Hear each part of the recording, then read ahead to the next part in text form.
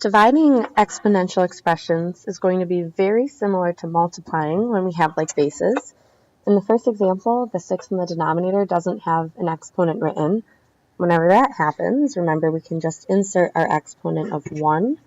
Let's try to do that. Okay, mine's really hard to see. Let me write it bigger. 6 to the 4th over 6 to the 1st. So it's going to be just like when we multiplied, but instead of adding the exponents, I'm going to subtract. Always the numerator minus the denominator. So it'll be 6 to the 4th minus 1.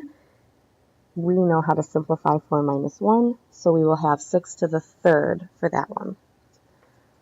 Next example is very similar, except instead of a number as our base, we have a variable. Same situation though, we keep our base when they're the same. So we have a, and with 6 and 4, we're simply going to subtract them because we're dividing with like bases. Once again, we can simplify 6 minus 4, and we'll be left with a to the 2nd power. The one below is going to first involve dividing with exponents that have like bases, and then we'll see we actually will have a second step involved where we'll multiply them as well.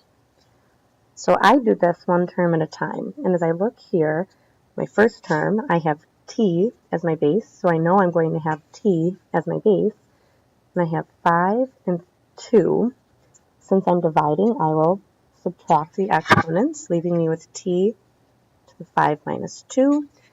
And now let's take care of the second term. I have t as my base again, so I'll have times t to the 3 minus, no exponent. Remember, when there's no exponent written, we insert an exponent of 1. So 3 minus 1. This simplifies. The first one will simplify to t to the 3rd power. Our second term will simplify to t to the 2nd power. And we're not done yet because, again, we have a situation with like bases. So now we go back to our multiplication rules, and we know that we can multiply like bases by adding the exponents. So I'll have 3 plus 2, which would leave me with t to the 5th power.